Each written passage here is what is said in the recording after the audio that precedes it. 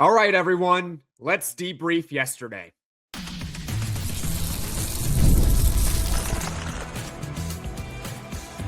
You are Locked On Syracuse, your daily podcast on the Syracuse Orange, part of the Locked On Podcast Network, your team every day. How are we feeling, Cuse fans? How are we feeling? I'll be honest with you all, ladies and gentlemen. I feel okay after yesterday. Because you know what, ladies and gentlemen, there's a lot worse that is happening right now than Syracuse losing a basketball game. You know what we actually are? We're blessed. Sorry, if you don't understand the reference, I had to mock the Georgetown head coach, Ed Cooley. You know, ladies and gentlemen, here's a positive for you all. Ed Cooley is probably a worse head coach than Adrian Autry, which is saying something because he actually had a resume as a head coach prior to his time at Georgetown. But in all seriousness, after Syracuse basketball lost to Boston College yesterday, 81-73, my feeling is kind of just a state of depression with this program. I slept on it. I've thought all morning and all afternoon here on Sunday, January 18th. And I do not feel better about Syracuse basketball. So what we're going to do here on Locked On Syracuse today is we are going to debrief. We are going to vent out frustration. And in the end, I promise there will be a silver lining. All right? So all that and more coming up here on today's edition of Locked On Syracuse. And before we get to everything, this episode is brought to you by FanDuel. The college football playoff is here, and FanDuel is the best place to get into the action all playoff long. So visit FanDuel.com to get your college football playoff profit boosts every game day. Ladies and gentlemen, we are going to go through your comments following Syracuse basketball's 81-73 loss to Boston College. I went through all of your comments. Literally, I read every single one of them. And I do not remember seeing a single one that was actually trying to defend what happened yesterday, which is saying something because there's always some of you who will disagree. And I understand that. We're going to have differing opinions. But when everyone seems to be in lockstep about what happened yesterday is simply unacceptable, I think tells you all you need to know. That yesterday truly was unacceptable. And this first comment from Joshua here, I think perfectly sums up what happened yesterday when Syracuse lost to Boston College. I put it up on the screen for you all watching on YouTube, but don't worry, I'm going to read it for those that are listening on any audio platform. After watching the first few minutes of the game, I thought to myself, there is no way the talent that BC has on the floor could possibly beat this Syracuse team. We have better everything. We have better shooters, better and bigger athletes, more money for NIL, and we still lost. I know the guys on the floor still have to perform, but I think today was a particular bad day for Coach Red. Maybe I'm wrong, but I feel like any decent coach would have found a way to bully BC with this Syracuse roster. Joshua, you are actually spot on. You don't have to qualify yourself by saying you hope you're not wrong or anything like that. You're not wrong at all. Here's a question, ladies and gentlemen, and I thought about this question after this comment from Joshua here. How many players on Boston College would start on Syracuse? The only one that I will give you 100% is Fred Payne. I will take Fred Payne 1,000% over Nate George. And we'll talk about Nate George in a second here on this podcast. But that's about it. You want to argue Donald Hand versus J.J. Starling? I think there's an argument to be had, but I would probably still take J.J. Starling. And that sums up the point right there. Syracuse basketball had the clear talent advantage. It's obvious they had the talent advantage. Boston College is not even going to make the ACC tournament. I would be stunned if they actually are not one of the three worst teams in the ACC this year. I'd be stunned. And I give them all the credit in the world for going out yesterday and beating Syracuse. And I'm not trying to make Syracuse out to be like the 92 Dream Team. but they are far more talented than that Boston College team. Just like how Syracuse, even without Donnie Freeman, was far more talented than that Hofstra team and spends far more money on their roster than Hofstra and BC. In fact, I don't know the numbers. Okay, I don't know the numbers. So here's another question. Do you think Syracuse is spending more on its roster and its program than Boston College and Hofstra combined? Do you think that way? Because we don't know for sure. This is not public information. But Boston College doesn't seem like a big spender. We know that. Hofstra, I have a hard time believing that they're a big spender. We know Syracuse invested significantly more in this year's team.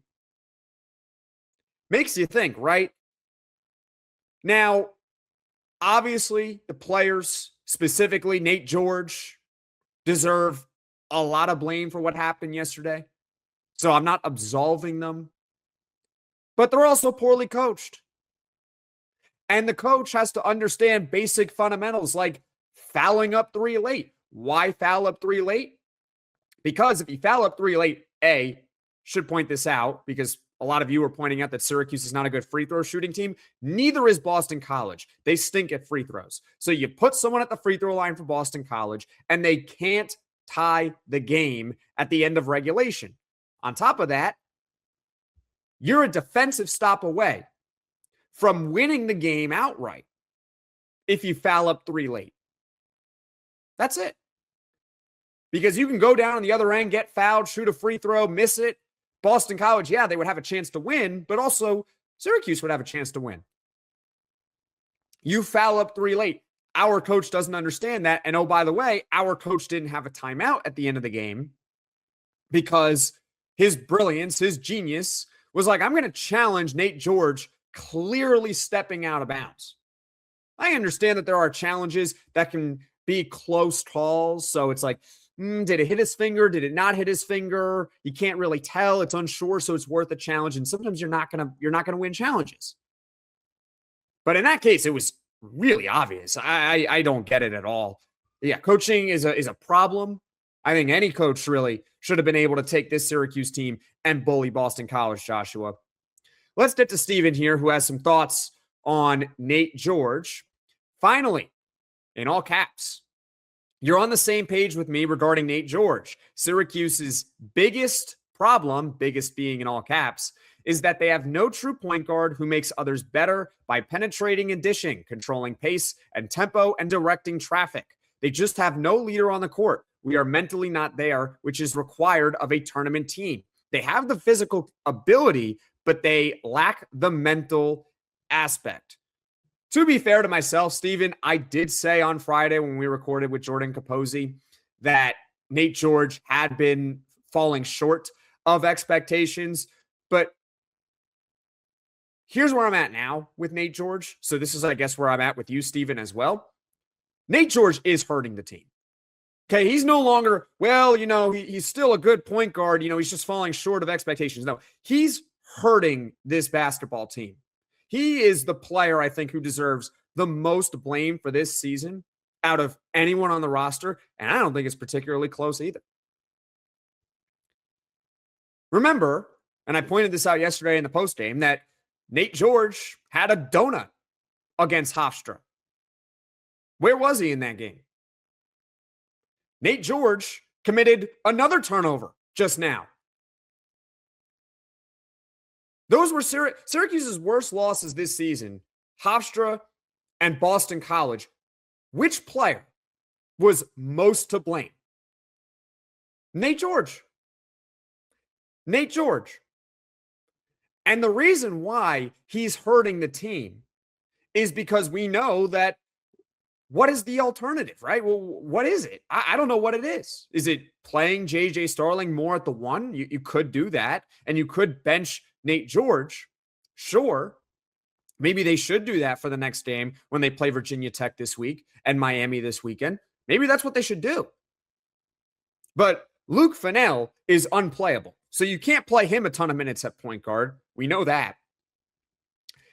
Nate George not performing hurts the team because we knew in the preseason that backup point guard could maybe present a problem with Syracuse. They didn't have a lot of depth behind Nate George. So if Nate George doesn't perform to expectation, he's hurting the team. So Nate George, Steven, I don't know if you're fully there on that, but it seems like you are. I don't want to put words in your mouth though. He's hurting the team. He is most responsible for Syracuse's 2 awful, ugly losses this season. And there is nobody behind him who can really take over as a true point guard for this team because J.J. Starling is not a true point guard and Luke Fennell is unplayable. We're stuck. We're stuck with this guy. And he was all conference last year. And I guess we can talk more about that and the talent on this team and how Autry is not maximizing it next here on Locked On Syracuse. The college football playoff is here, and FanDuel is giving all customers even more ways to get in on the action every single game day of the playoffs because right now, every college football playoff game day, FanDuel users get a profit boost waiting for them in the app. And here's what I love about it. You get to use the profit boost on the bets you already feel good about, or you can even build a parlay around the players and moments you think decide the game. Then you apply the profit boost and go after even bigger winnings. And when you win, FanDuel pays out instantly, which is perfect for playoff football. FanDuel is the best place to get into the action all playoff long, so visit FanDuel.com to get your college football playoff profit boosts every game day. Locked On Syracuse, I'm Jackson Holzer. Once again, this is, I guess, the aftermath of Syracuse basketball losing to Boston College 81-73 yesterday. I should have mentioned this at the top, and I was planning on doing it. I actually had it in my rundown here. If you are a Buffalo Bills fan as well, I got to extend an air hug to you. Like, I really do. I mean, yesterday was gut-wrenching. If you are a Syracuse fan, they left you feeling angry. If you are a Bills fan, it was gut-wrenching. So if you are a Syracuse and Bills fan combined, you had yourself an awful Saturday, January 17th, sports-wise. I mean, I know Ed Cooley wants us to all know that there are bigger things in the world other than sports. I get it. I know. But I just want to extend an air hug to you all that are Bills fans and Syracuse fans because genuinely yesterday was just an awful, awful sports day. I apologize for laughing, but I mean, it was bad. It was really, really bad. Heck, I mean, if you're a Bills fan, you got Josh Allen. At least you have him, right? But let's move on now to Syracuse basketball, I guess. Let's get back to the topic at hand. This comment here is from Brian, and don't worry, I know I teased at the end of the last segment that we'll talk about the talent. That's coming up in the next comment, okay? But this one here is from Brian. I like this one. He's a great guy, but he simply cannot coach. Of course, referring to Adrian Autry. It's painfully obvious. We need to fire Autry and put on a national search for a real coach with a name and go outside the SU family to do so. The key is a national search and also outside the Syracuse family. Now, this week, I am planning on doing a show going over possible head coach candidates for Syracuse. And yeah, I'm already going to do it because we are in mid to late January and Syracuse is now 75 in the net. They basically erased a ton of their work that they just did over the past few weeks and climbing up the net by falling to 75 after this loss to Boston College. So it seems inevitable that there's going to be a change. It seems inevitable, but you never know with Syracuse and their athletic department. I mean, they should have fired Autry after last year, but you know what? You never know.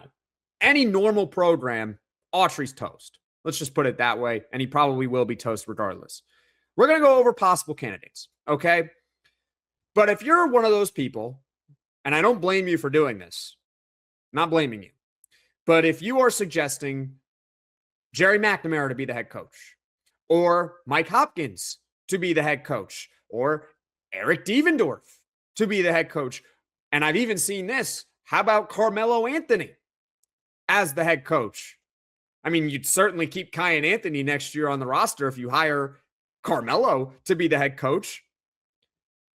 Here's my message to you if you are someone in that boat of, hey, let's hire Jerry McNamara or Mike Hopkins or Carmelo or Eric Devendorf, here's my message. If you didn't know their name, if you didn't know the Syracuse connection, would you really want these guys as the next head coach of Syracuse basketball? Because if you go a blind resume test on all of them, I would put a lot of money on the fact that you would say, no, thank you.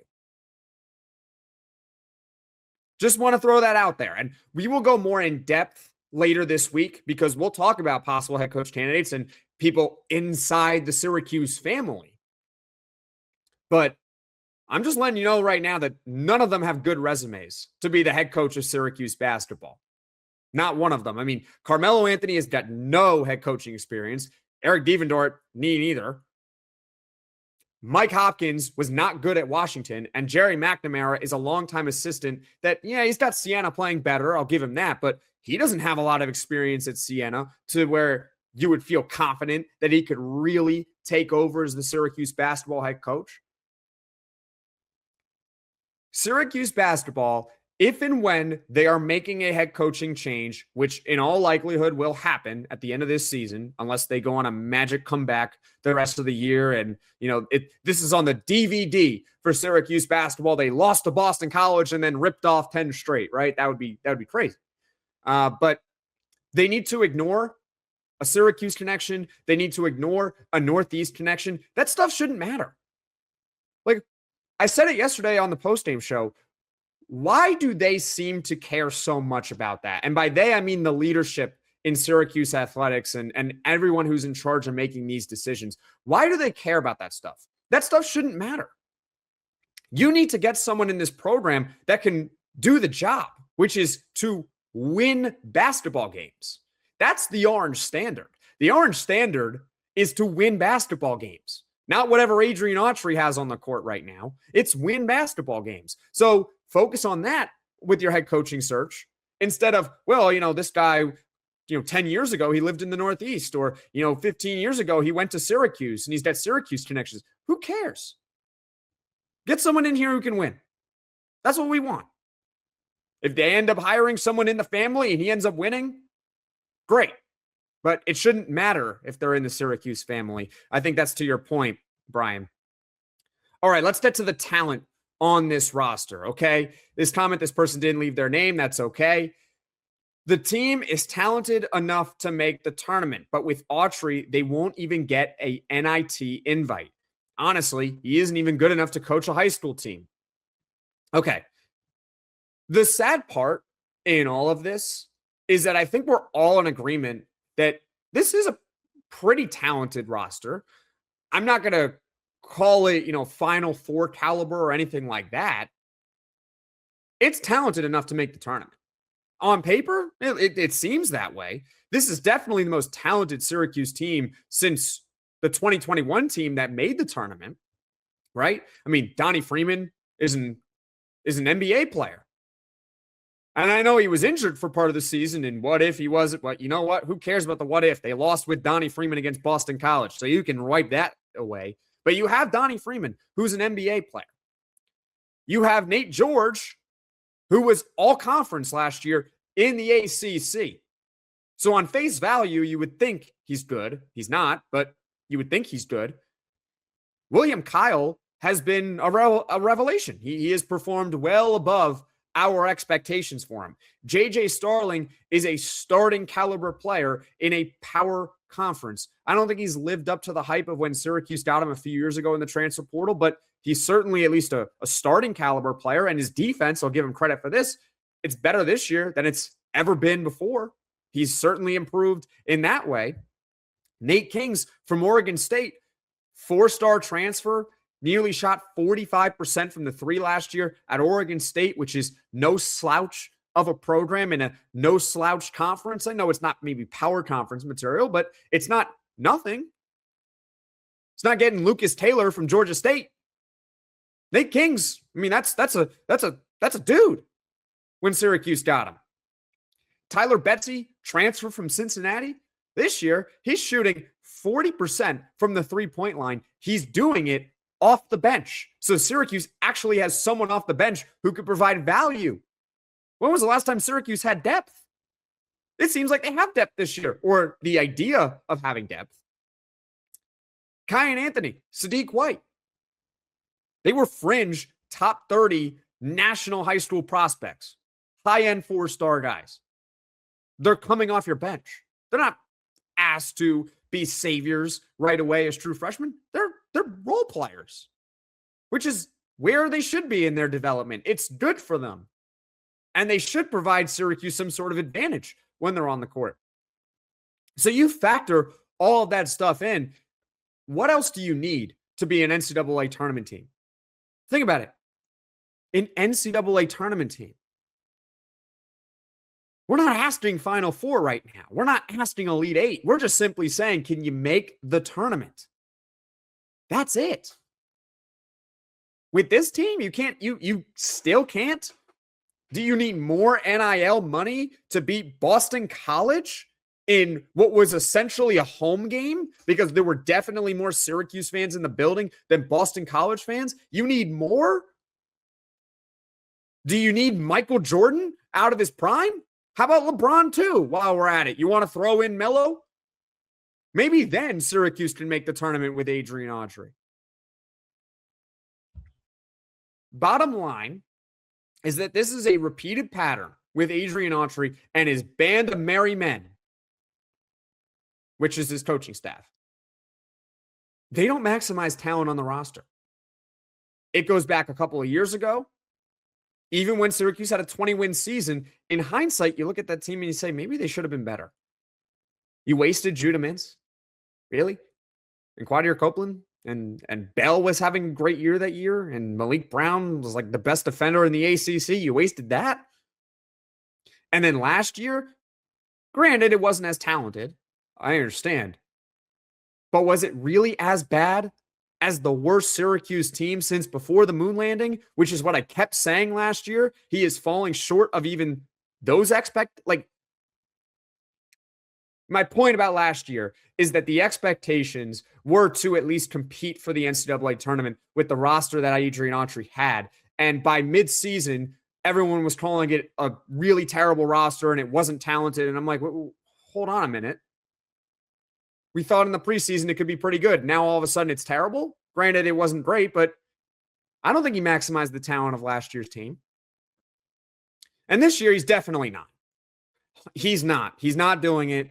We all know that this team should be better than what their record says they are. They should be at least in the tournament bubble, like firmly in the tournament bubble, and they're not. And that is in large part because of Adrian Autry and his brilliant coaching staff. Absolutely brilliant. Now, coming up here on Locked On Syracuse, we're going to go over the difference between Adrian Autry and Fran Brown. And I also, at the end, I promised this in the beginning of the show, there is a silver lining to everything. So we'll go over that next on Locked On Syracuse. Tax season doesn't have to take over your life. This year, TurboTax is making it easier than ever to just hand things off and move on with your day. With TurboTax Full Service, you can have your taxes done for you by a trusted local expert, start to finish, without the stress or guesswork. It's a huge time saver and gives real peace of mind knowing an expert is handling it. For a limited time, you can have your taxes done by a local TurboTax expert for just $150 all in. If a TurboTax expert didn't file for you last year, just file by February 28th. Take taxes off your plate and get back to your life. Visit TurboTax.com/local to book your appointment today. What is the difference between Adrian Autry, head coach of Syracuse basketball, and Fran Brown, the head coach of Syracuse football? Well, there are a lot of differences, but this comment right here is certainly one of them. So let's get to it. The difference between Fran Brown and Autry is Fran seems like he has a plan. He's trying everything in his power to right the ship, firing coaches, taking guys out when they suck, demanding discipline and hard work from his players, and he seems to see the big picture.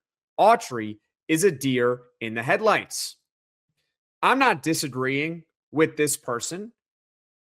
Rather, I want to continue this discussion, the difference between Adrian Autry and Fran Brown. The expectations for Syracuse basketball are higher than the expectations for Syracuse football. Can we all agree on that? Just on the surface, Syracuse basketball and what we know about that program versus Syracuse football and what we know about that program. Which program on average, on any given year, is going to have higher expectations? It is probably going to be Syracuse basketball. But here's the thing with Syracuse basketball right now and where we are at. We are in year 3 of Adrian Autry, and he is still stuck in a year 1 or year 2 expectation for what Syracuse basketball truly should be. What do I mean by that? We're in year 3, and Adrian Autry's expectation is to simply just make the NCAA tournament. That's the expectation. That's it. Just make the NCAA tournament. Because making the tournament at Syracuse used to be a given. Used to be a given. Make the tournament. What are you talking about? That's the expectation for you for this season? 10 years ago, you would call me negative. If I said, hey, the expectation for Syracuse is just to make the tournament. You call me negative. You'd say, Jackson, are you nuts? I understand that towards the end of Boeheim, the wheels kind of fell off and the program was not the same. And Autry's task was maybe a little bit harder because of it. So I'll give him that. But by year 3 of Adrian Autry, the expectation should simply not just be, hey, just make the tournament. No, it should be a legitimate contender. By now, it should be making the tournament is a given. We need to see more, though. We need to see more progress. If you want to think of it like this, maybe year 1, you have a similar year to what Autry actually did in year 1, which is win 20 games, be competitive, and, sort of flirt with the tournament, but not really. Year 2 should have been make the tournament. And by now it should be, hey, let's compete. Let's go to a Sweet 16, an Elite 8, Final 4. Let's do that. We are still stuck at the base level of an expectation of Syracuse basketball. So therefore, Adrian Autry has lowered the expectations of Syracuse basketball. Whereas with Fran Brown, and we can debate this, but I just want to give you my opinion. If Fran Brown is here, let's say 10 years, and Syracuse football in his 10 years, they make a bowl 6 times, that's probably acceptable. Maybe for some of you, it's not. I understand. But Syracuse football, again, the expectations for them on average are lower on any given year than Syracuse basketball. Now, Fran Brown, first year was great. Second year, not good at all. We'll see what happens in year 3. But Fran Brown, in general, is trying to raise the standard of Syracuse football. But we can definitively conclude this about Adrian Autry. He has lowered the standard, the orange standard. He's lowered it completely to the point where we're in year 3 and we're just begging him to make a tournament appearance. So that's the big difference. You got one coach who's trying to raise the expectations, trying to build the program up, and you have another coach who is taking already what was probably a sinking ship, and he's just burying it to the bottom of the ocean. It could sit right next to the Titanic for all I care. That's what's happening. But there is a silver lining. So let's get to this comment right here. Okay, and this person didn't leave their name. That's okay. We are a joke. Who knows? It might be a decade till we are back. Couple of things, all right? First and foremost, to us, Syracuse fans, yeah, we're a joke. Not the fans. Not the fans. I want to be very clear. Yes, Syracuse basketball, yeah, they're a joke. They 100%, I'm with you. They are a joke. But nationally, it's actually even worse. Nationally, they are irrelevant. They're irrelevant. Seriously, outside of the Syracuse bubble, does anyone care about this program? Anyone? I mean, you see everyone in college basketball, they talk about Duke. They talk about Louisville. They're talking about Virginia and Miami and other big boys around the country, not just in the ACC. They're talking about those teams. Are they really talking about Syracuse? No. You know why? They're irrelevant. So it's worse than being a joke. It's better to be a joke. It's better to be a laughingstock than it is to be irrelevant. Boston College is irrelevant. Guess what? We're right there with them. But there is a silver lining to all of this. There is enough evidence out there around college basketball where programs can change on a dime year over year. You hire the right coach, you get the right investment, and you can build the roster. You can take a team that is one of the worst in the conference in 1 year to the next year being one of the best in the conference. Look just within the ACC. Miami last year was one of the worst teams in the conference. Their head coach quit on the team early in the season. He can sit here and say that it was because, the new era and he was tired of it. No. He quit. Don't appreciate what that guy did. And so Miami stunk. This year, new head coach, Jay Lucas, who, by the way, didn't have head coaching experience, came from Duke. Look at them. One of the top teams in the ACC.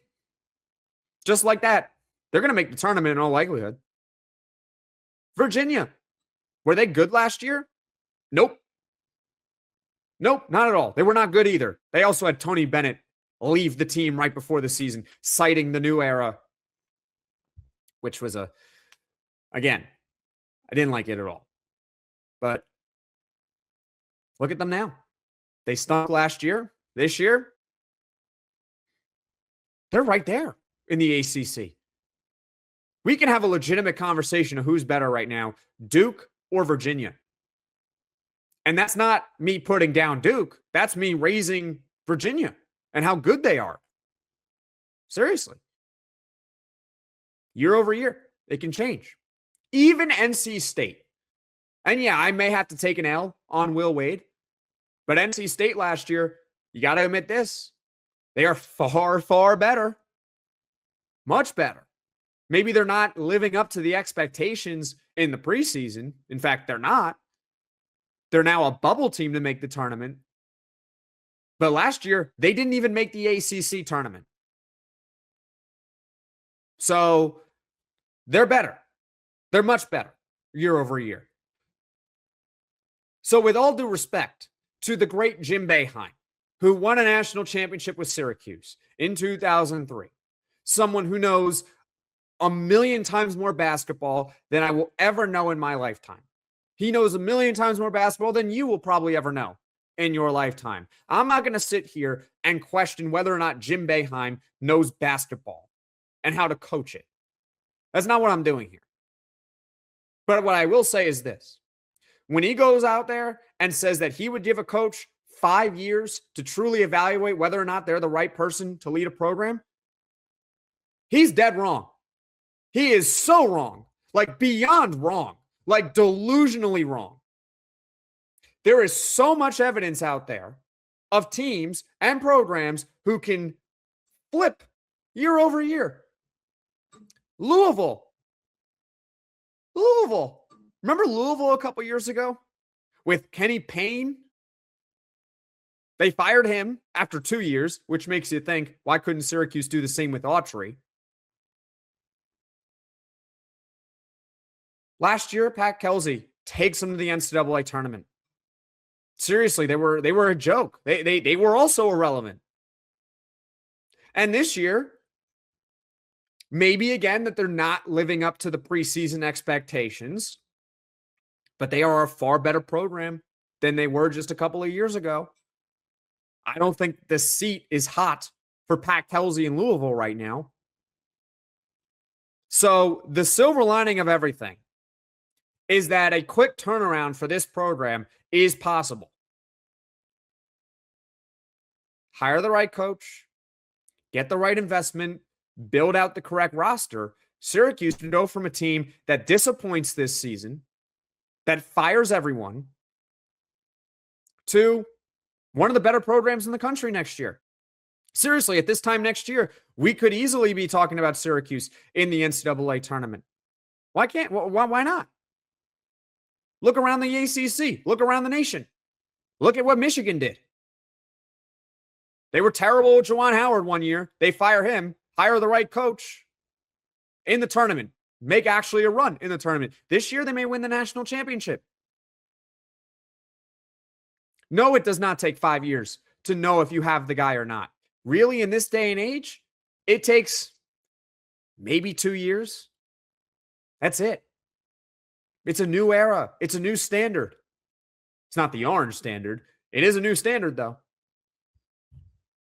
So, the final thought of this whole podcast is, look, this team is disappointing us.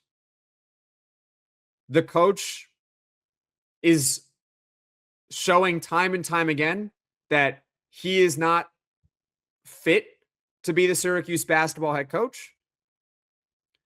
It is very likely that everyone is going to be let go. And with that goes the players as well. Who knows what happens to the athletic director? I would love if the new chancellor came into Syracuse and his first move when looking at athletics is sending John Wildhack packing. Oh, that would be great. I don't think anyone likes John Wildhack. Even the people who defend Autry. I don't think anyone likes Wildhack. No, thank you. You want him leading the new search? He probably would be dumb enough to just look only inside the Syracuse family. That's what I'm fearing, but who knows? Hire the right coach. Get the right investment. Build excitement back into the program. And this team, at this time next year, we could be talking about the tournament being a certainty and discussing and having those debates about what seed should they be. Oh, look, latest bracketology is Syracuse is a 5 seed, but I'm looking at number 4, Arizona or whatever. I'm just pointing them out at this school that came out the top of my head, and they're a 4 seed, and I think Syracuse is a better resume right now than Arizona. Syracuse should be a 4 seed in the NCAA tournament. Wouldn't that be fun and exciting instead of having to rehash about why we need to fire the coach and why this program is dead for a decade? It could happen. Just need to make a few right decisions. So thank you all so much for the support. Thank you all for your comments following the game. The next game is, I think, on Wednesday night, 9 p.m. against Virginia Tech. Would I be surprised if Syracuse won that game? No, because the pressure is now down on Syracuse. Nobody expects them to win, so of course they would win. But I'm sure we'll talk about that later on in the week. Tomorrow on Locked On Syracuse, we'll go over the latest with what's going on with Syracuse football in the transfer portal, because they got a quarterback who may start games, which is kind of concerning. And they also had a tight end leave. Fun times. Fun times. So I guess that's what's coming up on Locked On Syracuse here in the near future. Folks, thank you all so much for watching. Thank you all so much for listening. If you like this podcast, be sure to hit that like button. If you really enjoy the podcast, be sure to hit subscribe. Tell all your friends about Locked On Syracuse. We'll see you all again soon.